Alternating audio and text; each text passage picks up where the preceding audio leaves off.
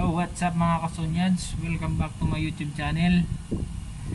Bago ka lang sa aking channel, huwag mong kalimutan mag-like, subscribe, hit mo na ring notification bell para updated sa bago nating upload. So, ako nga pala si Sunyads Vlogger. Ang topic natin ngayon mga kasunyads ay para sa mga ka-5-9 natin. Intro muna.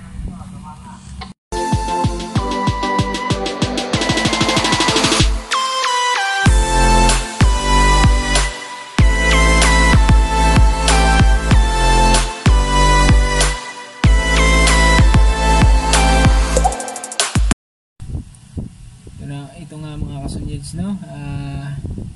Para sa mga ka-5-9 natin na nagbabalak mag-renew dyan, bibigay tayo ng update kasi may nagtatanong sa atin kung mabilis ba mag-renew o ganun, hindi ba mahigpit ngayong may pandemic. So mga kasunyads, sagot ko dyan ay hindi naman mahigpit at medyo mabilis lang kasi may naman online appointment yung mga kasunyads. Tsaka sa first time pa lang mag-renew mga kasunyads, papaliwanag ko sa inyo kung anong unang gagawin. Unang-una mga kasunyads, pumunta muna tayo ng training center dun sa harap ng Campo Crame Gate 2. Diyan mga kasunyads, maraming training center dyan.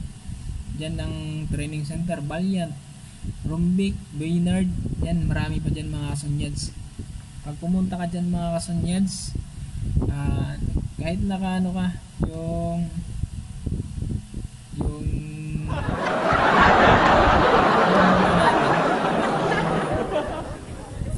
naka-charol, ganun, tsaka ito naka-blue na pants para mabilis ka nilang makilala. Pagpunta mo doon, maraming magtatanong sa iyo doon kung saan po kayo at anong gagawin nyo, ganun. Pag sinabi nyo re-renew, kasi sa pagre-renew mga kasunyads, kailangan yan yung ating 2-1 file is update bago tayo pumunta sa loob ng Campo Crame. Kasi yung mga certificate natin mga kasunyads, kasabay yan sa pag-expire ng ating lisensya. 3 years lang din yan. Pag expire nito, ibig sabihin yung mga certificate mo na sa training center ay expire na rin yun. Tapos pag may nakausap na kayo mga kasunyads, i-assist kayo nyan, punta sa kanilang training center. Doon dapat yung update mo mga kasunyads, ay update na NBI mo mga kasunyads, kasi gagamit din, kailangan nila din yan. At tatanungin ka doon, may papilapan sa'yo, yun nga, mabayad ka. Sa akin mga kasunyads, sa pag-renew ko is 2-3 Baynard. Yung kasama ko naman mga kasunyads sa Rumbic is 2,000 lang. Tapos pumatap yun ng 2-1 kasi nagbayad pa siya. Papile yung 2-1 file mo, sila na magpapile, tapos i-arrange sila na maayos yun para pagdating mo sa loob ng Crame is ibibigay mo na lang, hindi ka na palalabasin pa ulit para ipahirapan para ipapile dun sa nag-arrange. Yun nga mga kasunyads, nandun na tayo is pag nandun ka na sa loob, na bilapan mo na lahat ng nila, neuro drug test, ganun. Is pwede naman yung yan, tawag nitong partial muna, bibigay ka doon ng kalahati. Pagdating ng 15 days, 10 to 15 days yan, pagbalik mo doon, bibigay mo na yung kabuuan yan, saka papa-online appointment ka na. Kung hindi ka marunong mag-online appointment, sila na maggawa nun, mag-online. Magbabayad ka naman ulit panibago. Hindi ko lang alam kung magkano bayad sa pagpa-online, kasi yung sa akin wala nag-online yung mga kasonyats. Madali lang naman mag-online. Punta ka lang sa Google, i-search mo lang yung Sleep Socia, lalabas na yun dun, magpipill up ka dun, yun. Tapos hanap ka dun ng schedule. Tapos yun nga mga kasonyats, pag may schedule ka na, halimbawa schedule mo is ngayong araw na to, may oras yan. Halimbawa yung oras mo is 11 to 1, kailangan 11 nandun ka na para medyo maaga-aga. Tapos pagpunta ko, halimbawa meron kang motor, is diretso ka dun, kasi yung daanan is sa gate 1. Pag may motor ka, diretso ka sa gate 1, is negative yun. Wala kang mapaparadahan dun sa gate 1, iikot ka, papunta kang gate 2, pasok ka dun sa loob ng gate 2 Krami. Pagpasok mo dun, bandang kanan may kita kang parking dun, pwede ka pumarada dun. Tapos lakarin mo na lang papuntang gate 1, building ng Socia dun. Kasi yung mga hindi walang motor dun dumadaan sa gate 1, dun sila mapasok. Kasi ikaw kung may motor ka, gate 2 ka daan, mga kasonyats. Tapos pag nandun ka na, fill up ka na lang ng declaration form, yung mga form. Tapos bibigyan ka ng number, tsaka kailangan dun may dala kang ID, yung government ID, kasi yun yung kailangan nila, government ID. May iwanan kang ID dun kapalit ng number. Hindi nila tatanggapin yung ibang ID lang, kailangan government ID, hindi tinatanggap nila. Tapos matapos mo na nun, binigyan ka na ng number, pupunta ka dun sa may parking yun parking. Tapos pag may pulis naman, pwede ka may mga pagtatanungan ka naman dun sa pagpapuntang parking, kasi may nakaabang yan dun kung meron ka na bang number, ganun, o yun, tatanong ka. Pag meron na, punta ka na dun sa parking, upo kayo dun, marami kayo. Tapos pag nandun na yung police, start na, kukuhanin na yung papel mo, may isang utusan yung police kung sinong kukuha ng yung mga tuwan file na hindi pa bayad, kukuliktahin yan. Pag nakulikta na yung mga tuwan file nyo, yun, siya na yung aakyat dun sa taas. Tapos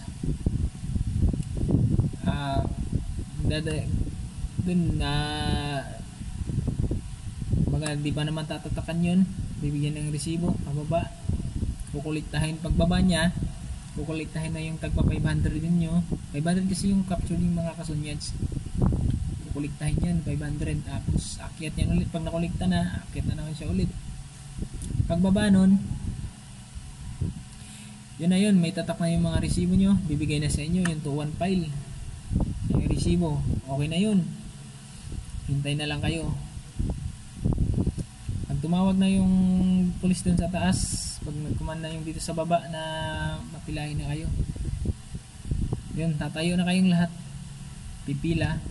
So, kailangan dun mga kasunyan, snappy ka, kasi sa sisitahin ka ng pulis, dapat snappy, ganun nga, pakita mo yun na matikas ka. Kasi meron nung nakasabay doon nung nag-renew ako sinita na akong dapat matikas, huwag palaw-silaw sila sa yun nga, mag-akyat nyo na doon. Pag nandun na kayo sa pila, paakyat na, tuloy-tuloy na yan. Tapos pag nandun na kayo sa taas, may pulis na naman na mag-guide doon sa inyo, kasi kailangan doon hindi kayo magkakatabi, umupo, o kaya sa isang upuan, dalawa. Sa isang upuan lang yun, isa, ganun pa ganun. Tapos yun, pag capturing na, doon na sa harap, sasabihan ka ng pulis kung anong gagawin mo para mabilis. yun nga yung resibo ready na. Tapos pag nandun ka na, bigay mo na agad resibo, automatic na yun. Yung face shield tsaka face mask mo, persing cap, automatic tanggal na agad yan. Ayaw ka, tapos picture ka na. Pag sinabing okay na, kuhain mo na agad, balik ka naman sa upuan. Hintay ka na lang natawagin yung pangalan mo. Ang mga 5 minutes mga kasunyads, tatawagin na, bibigay na yung lisensya ninyo. Mainit-init pa, sarap yung mga kasunyads. Tapos pagkatapos nun, nga, lalabas ka na, tapos na. Ganun lang kasimple mga kasunyads. Mabilis lang, hindi na katulad dati. Kasi dati nung wala pang pandemic mga kasunyads, mahigpit nun. Kailangan dun pag nakaupo na kayo, pagpasok nyo, kakatok pa, may ano yun sila parang ay yung office nila, paupo yan silang dalawang pulis yun doon. Tapos kakatok ka pa 3 beses, sabay saludo, tapos hingi ka pa ng permission to enter the room.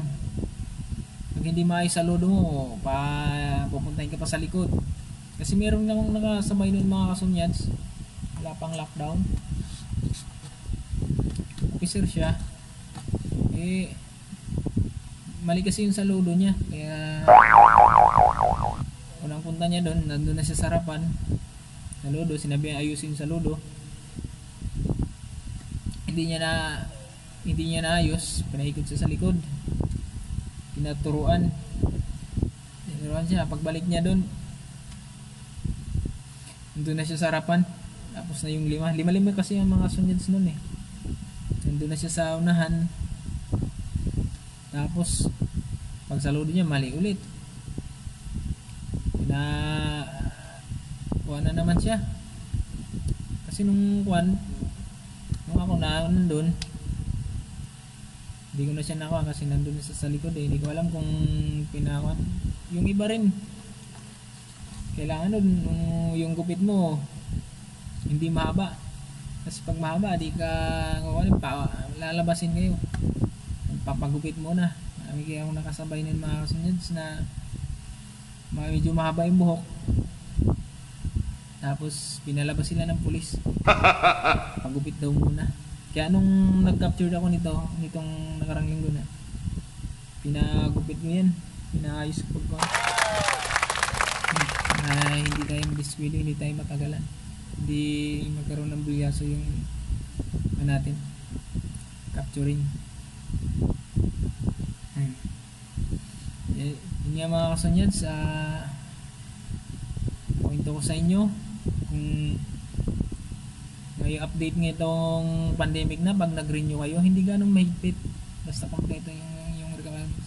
Hindi katulad talaga dati nung wala pang pandemic, kailangan talaga ka dun, snappy, marunong ka talaga.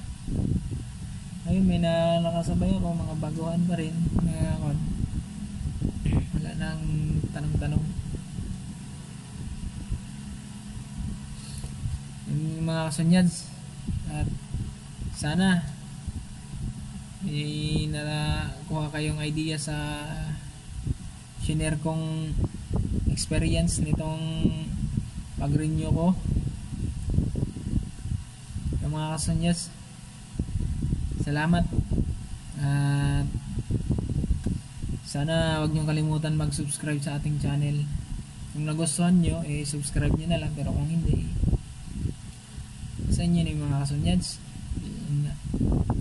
Salamat, hanggang dito na lang po, paalam mga ka-59, bye bye.